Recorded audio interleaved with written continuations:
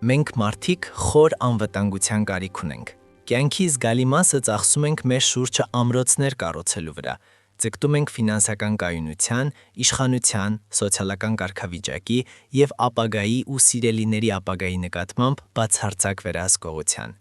Սակայն կյանքն ունի շատ յուրահատուկ առանձնահատկություն՝ մեզ հիշեցնել մեր սեփական փխրունության մասին։ Երբ փոթորիկներ են իջնում, անկախ նրանից դա անսպասելի հիվանդություն է, ֆինանսական կորուստներ, ընտանեկան ճգնաժամ, թե պարզապես ժամանակի ծանրություն է, մենք կառուցած պատերը պատրաստված անցողիկ բաներից սկսում են փլուզվել։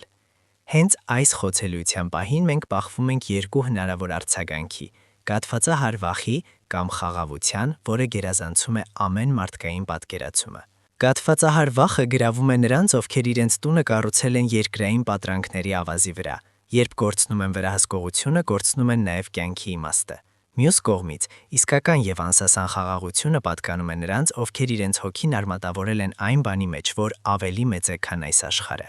Սա մեզ բերում է հիմնարար և շտապ հարցի, որը դուք պետք է ինքներդ ձեզ տաք այսօր։ Ում վրա եք դրել ձեր հույսը։ Ձեր սեփական ուժերի ու ձեռքբերումների վրա, թե այն հիմնված է այն նրա խոստումների վրա, ով երբեք չի հիասթափեցնում։ Որ սխալ բաների վրա հույս դնելու վտանգը հասկանալու համար բավական է նայել կրթված նվաճողի կերպարին։ Պատմությունն ու մարդկային փորձը լի են օրինակներով մարդկանց, ովքեր օգտագործել են իրենց շնորհները, ինտելեկտն ու ուժը հարստություն կուտակելու, ուրիշներին ճնշելու և միայն սեփական էգոն գոհացնելու համար։ Մի որոշ ժամանակ նրանք անպարտելի են թվում, բայց չարությունն ու էգոիզմը իրենց մեջ գրում են իրենց իսկ կործանման սերմերը։ Երբ այդ մարդկանց ծրագրերը սկսում են փլուզվել, երբ երիտասարդությունը մարում է, իշխանությունը սայթաքում է ձեռքերից, իսկ մենակությունը դրանը թակում է, մնում է միայն ճախճախիչ դատարկություն։ Հպարտությունը փոխարինվում է դեպրեսիայով, իսկ ամբարտավանությունը հիասթափությամբ։ Սա այն ճիճն է նրանց, ովքեր գիտակցում են, որ ամբողջ կյանքը ծախսել են փոշուց կայսրություն ստեղծելու վրա։ Այս ցավի պահին հոգևոր կյանքում առաջանում է շատ վտանգավոր խառնաշփոթ՝ սխալի ընդունման և իսկական ապաշխարության միջև։ Գիտակցումը, երբ հասկանում ես, որ սխալվել ես հետևանքների պատճառով։ Մարդը լաց է լինում ոչ թե արածի համար, այլ որովհետև բռնվել է, որովհետև ինչ-որ բան կորցրել է կամ որովհետև իր հպարտությունը վիրավորվել է։ Սա ինքնակենտրոնացված ցավ է, նման տխրությունը ծնում է հուսահատություն և ներքին մահ։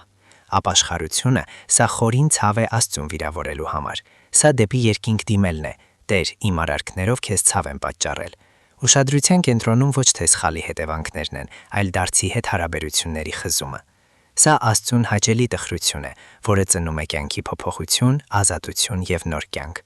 Հաճախ մենք վարվում ենք ինչպես փչացած երեխաներ, որոնք լաց են լինում միայն այն պատճառով, որ խաղարիքը կոտրվել է և ոչ թե որովհետև հակառակվել են հորը։ Բավարար չէ պարզապես հետ նայել և ընդունել, որ կյանքը վատ է սխալ որոշումների պատճառով։ Իսկական նոր սկիզբը պահանջում է, որ մենք ծնկի իջնենք ոչ թե դատարկ ապաշխարության ծանրության տակ, այլ սրտով, որը նախ և առաջ ցանկանում է վերադառնալ Աստծո գիրկը։ Հաճախ մենք մեղքը ընկալում ենք միայն որպես որոշակի տիեզերական կանոնների խախտում, սակայն մեղքը իր էությամբ խոր վերք է, որը մենք պատճառում ենք մեր հարաբերությունների դարձի հետ։ Երբ սխալվում ենք, մենք ոչ միայն անձնական օրենք ենք խախտում, այլև շրջվում ենք Աստծուց, ով առաջինը սիրեց մեզ և ով պահպանում է մեր շունչը։ Մեր հոգևոր ճանապարհի ամենամեծ վտանգը սառը, մակերեսային կամ անտարբեր վերաբերմունքն է սեփական թերությունների նկատմամբ։ Քանի անգամ մենք դիմում ենք Աստծուն և պատմում մեր սխալների մասին, կարծես գնումների ցուցակ ենք կարդում, մեխանիկորեն թվարկում ենք մեր ձախողումները առանց սրտում զգալու այդ բառերի ծանրությունը։ Երբեմն նույնիսկ ծիծաղում ենք մեր անհաջողությունների վրա կամ արդարացնում ենք ասելով, որ բոլորն էլ նույնն են անում։ Նման վերաբերմունքը ցույց է տալիս, որ մենք դեռ չենք հասկացել Աստծուն վիրավորելու ողջ լրջությունը։ Մեզ պետք է խնդրել երկնքից անչափ շնորհ, գուցե ամենագեղեցիկ և մաքրագործողներից մեկը, որ կարող է ստանալ մարդկային հոգին՝ արցունքների շնորհը։ Լաց լինել սեփական մեղքերի համար թուլության նշան չէ, այլ ապացույց, որ քարե սիրտը կրկին դարձել է մսից սիրտ։ Սա իսկական ցավ է, անսահման սիրո և բարերի առջև։ Ես քեզ ցավ եմ պատճառել, Տեր, և դու դա չես արժանի։ Երբ մեր ցավի սկզբնակետը դադարում է լինել մեր վիրավորված էգոն և դառնում է սեր Աստծո հանդեպ, ապաշխարությունը վերակենդանանում է։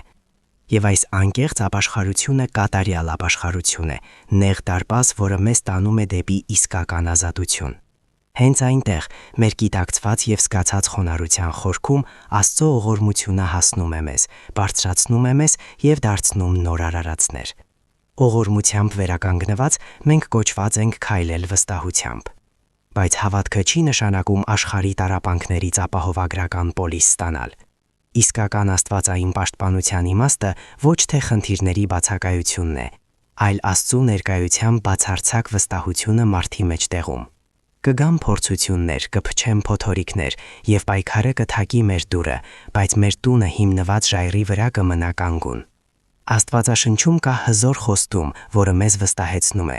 ոչ մի զենք, որ կռվել է քո դեմ, հաջողության չի հասնի։ Սա չի նշանակում, որ զենք չի կռվի, կամ որ մենք չենք դառնա անարդարության, բամբասանքի կամ դժվարությունների զոհ։ Սա նշանակում է, որ չարը վերջնական խոսքը չի ունենա մեր կյանքում։ Աստված ունի երկու հրաշալի ձև մեզ օգնելու։ Նա մեզ փրկում է տառապանքներից, կանխելով վտանգը դեռևս նախքան այն մեզ հասնելը, կամ նա մեզ փրկում է տառապանքների մեջ, մեզ պահպանելով ուժով եւ շնորհով, երբ մենք անցնում ենք մութ հովտով։ Ամեն դեպքում, եթե մենք նրա հետ ենք, մեզ երբեք չեն լքի։ Հետևաբար մենք չպետք է հուսահատվենք չարի թվացյալ հաղթանակի առջև։ Չար մտադրություններն ու անարդարությունները մեր վախեցած աչքերին կարող են թվալ հսկայական եւ անպարտելի, բայց ճշմարտությունն այն է, որ չարն ունի սահմաններ, խիստ սահմանված Աստծո նախախնամությամբ։ Չարը միայն այնքանով է առաջ գնում, որքանով Աստված թույլ է տալիս։ Եվ երբ Տերը ասում է «բավական է», չար գործերը փլուզվում են եւ ինքնաբերաբար կանխվում։ Աստվածային ինքնիշխանությանը վստահելը թույլ է տալիս մեզ հագնել հավատի վահանը։ Դրա հետ մենք կարող ենք քայլել բարձրացրած գլխով, իմանալով, որ եթե հազարավորները ընկնեն մեր կողքին, մեր հոգին անվտանգ կլինի Աստծո ձեռքերում։ Երբ փորձությունները թակում են մեր դուռը, մեր արձագանքը ցույց է տալիս, թե ինչ հիմքի վրա ենք կառուցել մեր կյանքը։ Մտածեք այն հսկայական հակադրության մասին։ Մի կողմից նրա հիասթափությունը, ով հույս է դնում միայն երկրային իշխանության վրա, ով խորասուզված է սեփական էգոիզմի մեջ,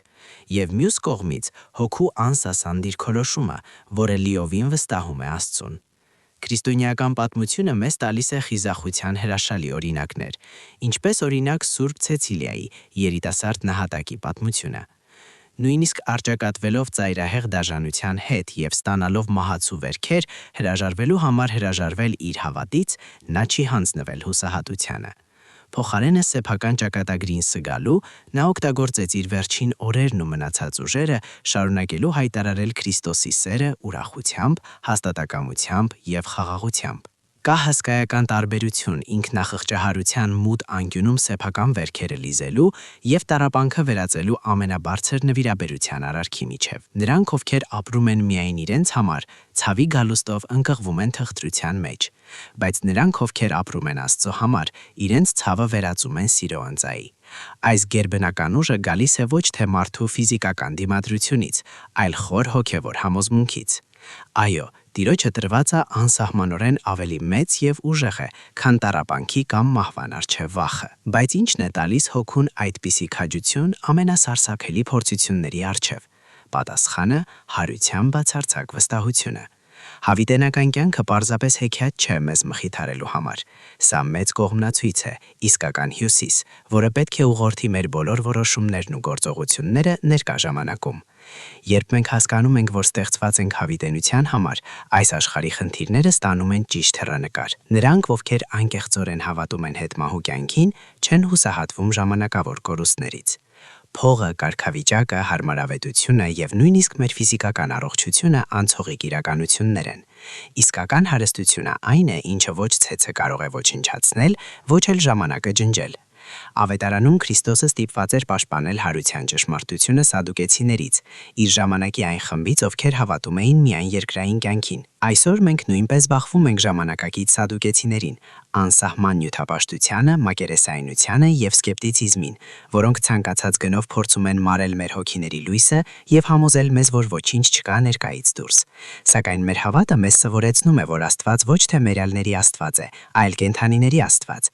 Հենց այս կենդանի հույսը հարության վրա է, որ պահպանում է մեզ, ամրացնում մեր քայլերը եւ լցնում մեր սրտերը ուրախությամբ, չնայած այն խավարին, որ աշխարհը փորձում է մեզ վրա թափել։ Իսկական հոգևոր քաջությունը ֆիզիկապես ուժեղերի, ազդեցիկների կամ նրանց արտոնություն չէ, ովքեր այս աշխարհում կորցնելու բան ունեն։ Քրիստորիական պատմությունը լուսավորվում է բոլոր տարիքի նահատակների վկայություններով, հասուն տղամարդկանցից մինչև 12-13 տարեկան երեխաներ, ովքեր դիմակայել են հալածանքներին եւ մահվանը մարդկային դրամաբանությամբ անբացատրելի քաջությամբ։ Այդ ուժը գալիս էր ոչ թե ֆիզիկական ուժից, այլ Սուրբ Հոգու հետ խոր միությունից։